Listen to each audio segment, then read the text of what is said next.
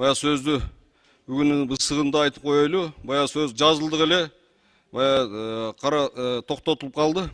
Ошондуктан айтып қойылу. Мынау Россиядан берілген жанагы мектептерді құру бойынша бая подарка деп атпайбы, сыйлы Кыргыз мамлекетине жардам.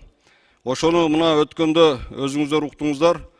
Камчыбек Кыдыршаевич нарында 1000 метр бийиктиктеги деңиз деңгээлинен 1000 метр бийиктикте жайгашкан райондордо ошол көптөрөгөн аялдарга ошо компенсация берилет.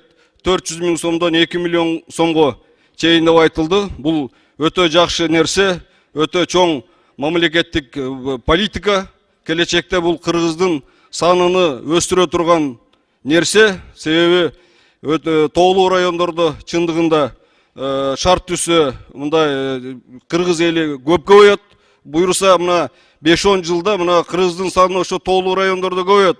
Ошондуктан ошол курула турган мектептерди мына ошол Нарын областында, тоолуу райондордо, мына Алай, Чоң Алай, Совет району, Каракулжа райондорунда ушуга карасаңыздар ошол мектептердин курулушуну.